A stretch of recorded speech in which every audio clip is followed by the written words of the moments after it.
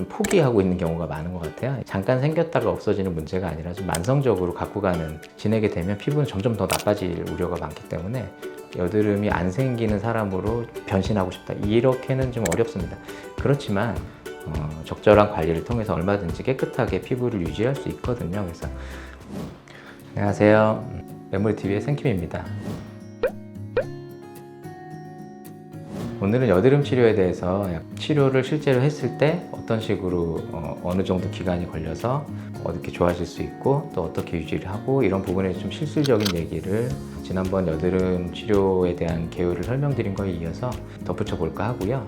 일단 제가 보면 여드름을 만성적으로 좀 갖고 계신 분들은 좀 포기하고 있는 경우가 많은 것 같아요. 이게 뭐 어차피 치료해도 그때뿐이지 않나, 약을 먹으면 잠깐 좋아졌다가 다시 나고, 병원 가서 비싼 돈 들여서 시술 받고 했는데 그때 잠깐 좋아지는 것 같다가 또 생기고, 그래서 틀린 얘기는 아니죠. 근데 이 여드름이라는 게 굉장히 이제 성인에게 생겼을 경우에, 혹은 이제 사춘기 때 생긴다 하더라도 잠깐 생겼다가 없어지는 문제가 아니라 좀 만성적으로 갖고 가는 부분이기 때문에, 이거를 이 질환을 대처하는 부분에 있어서 어떤 치료를 통해서 내가 여드름이 안 생기는 사람으로 변신하고 싶다, 이렇게는 좀 어렵습니다.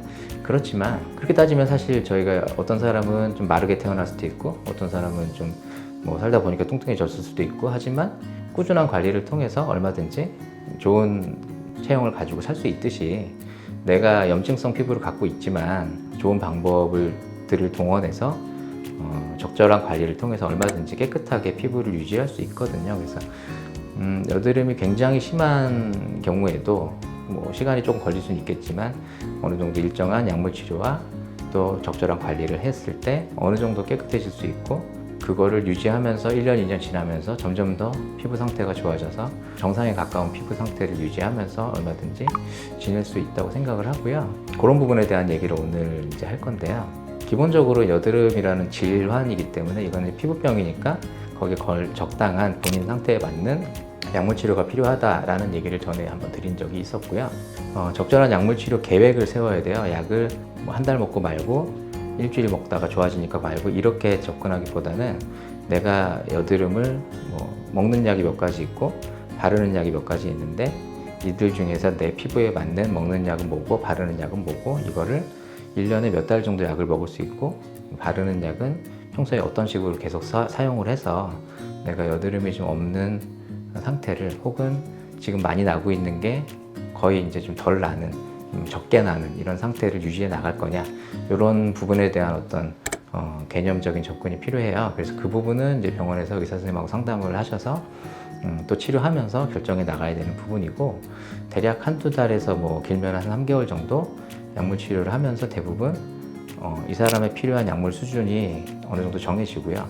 여드름이 요새 여드름 거의 안 나고 이제 좀 좋아지는 것 같아요, 이 정도 상태는 대부분 달성이 되는 것 같습니다. 물론 이제 여러 가지 악조건이 반복되는 경우도 있어서, 그런 경우는 좀 시술적인 부분도 같이 갈 수 있겠고, 사실 여드름 치료를 할 때 레이저를 한다든지 혹은 뭐 다른 치료를 한다든지, 이런 것들이 여드름을 줄이고자 하는 목적도 들어갈 수 있겠고, 그 다음에 기존에 여드름이 났던 자국들이 좀 색소 침착이나 여드름 홍반이라든지 이런 것들이 좀 빨리 가라앉고 빨리 좋아지게 해주는 작용도 있겠고, 피부 자체를 좀 좋아지게 해주는 작용을 갖고 있는 시술들도 있고요. 그래서 피부를 건강하게 만드는 시술도 있고, 내 피부에 생긴 자국들을 좀 사라지게 도와주는 그런 시술들도 있고요. 그래서 이런 것들을 잘 배치를 시켜서, 저희가 그래서 이제 보통 다른 병원도 그런지 모르겠지만, 병원에서 여드름 프로그램 같은 경우는 좀 비용을 적게 만들어서 가는 편이에요. 왜냐하면 이게 하루 이틀 문제가 아니라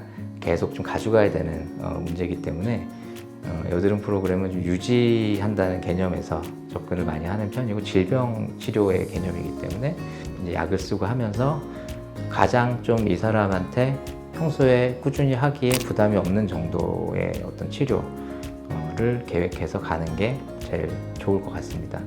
그래서 본인 피부에 맞는 적절한 치료 계획을 잘 세우고, 거기에 맞춰서 한 6개월 정도 보통 치료를 하게 되면, 이제 어느 정도 심했던 상태에서 이제 그런 것들이 좀 정리가 되고, 자국들도 많이 좀 가라앉고 개선되고, 이런 정도 수준을 만드는 건 가능하다고 생각하고요. 그 이후에 근데 좋아지고 나면은 중단하고 안 오시고 약도 안 드시고 하시는 분들이 종종 있는데요. 그러면 한 6개월에서 1년 정도 있다가 또 굉장히 심해져서 다시 오시게 되거든요. 그러면 치료한 것도 너무 아깝고 이제 얼굴 자체는 좀 염증으로부터 어떤 벗어날 수 있는 기간이 별로 없었기 때문에 얼굴도 많이 피부도 힘들 테고요. 그래서 권해드리고 싶은 거는 여드름 치료를 하실 때 단발성으로 생각하시기보다는 가장 본인한테 이제 적정한 수준에서 이 질병을 컨트롤하는 정도의 치료를 좀 꾸준히 계획적으로 연 단위로 지속을 하다 보면 그 기간 동안에 이제 피부가 여드름이 좀 안 나고 좀 깨끗한 상태가 유지가 되잖아요. 그런 것도 되게 의미가 있는 것 같습니다. 좋아지기만 만든다. 우리가 왜 다이어트를 해서 살을 뺐는데 살을 빼고 날씬해진 상태에서 그냥 올스탑을 하면 금방 다시 살이 찌겠죠. 그렇지만 그럼 날씬해진 상태에서 1년, 2년 이런 식으로 장기적으로 꾸준히 계획을 세우고 유지를 하다 보면 몸에서 자기의 날씬해진 모습을 인식하는 기간이 길어질수록 그 전으로 돌아갈 확률이 떨어지는 거죠. 그래서 그런 개념으로 생각하시면 비슷할 것 같고요. 그래서 여드름 피부 치료를 하실 때 좀 장기적으로 관점을 가지고 차근차근 내가 여드름 나는 횟수를 줄이고 피부 상태를 좋게 만들고 또 생활 습관도 좀 바꿔주고 그렇게 해서 깨끗한 피부를 만들고 그거를 가장 좀 적은 노력으로 최대한 내가 생활에 큰 지장이 안 받는 선에서 유지 관리해 나가겠다 이렇게 생각을 해서 진행을 하면 좋은 결과가 있을 것 같습니다.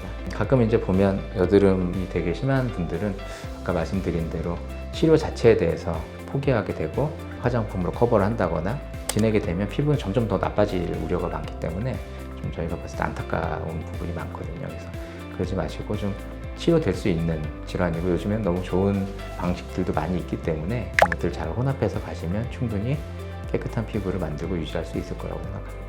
글쎄 여드름 자체는 이제 비슷한데 메커니즘이 이제 사춘기 여드름은 초등학생 때에서 이제 사춘기로 넘어가면서 피지선이 발달을 하게 되고 이제 모공이 닫혀 있으니까 그게 열리는 과정에서 이제 피지가 밖으로 원활하게 배출이 안 되다 보니까 이제 생기는 어떤 일시적인 문제죠. 그래서 그 과정에서 모공 형성이 올바르게 되고 안 열려 있으니까 닫혀 있으니까 그 안에서 피지가 차고 뭐 균도 이제 아무래도 사춘기 때는 그런 위생 관리 같은 것도 그렇고 생활 습관 같은 것도 그렇고 이제 그런 것들이 좀 다 이렇게 맞물려서 일시적으로 여드름을 좀 한 차례 앓고 지나가는 그렇게 해서 모공이 형성이 돼서 이제 피지 분비가 원활해지면 보통 괜찮아지죠.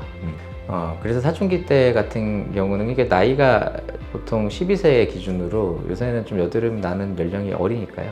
나이가 좀 많이 어린 경우는 약이 제한이 좀 될 수가 있어요. 그래서 그런 경우는 보통 제품을 사용해서 할 수 있고 이제 사춘기 때는 일반적으로 가벼운 약물 치료 좀 보조적으로 해주는 것 정도로도 심해지는 걸 막아주는 정도만으로도 시간이 지나면서 그냥 좋아지는 경우가 많고요.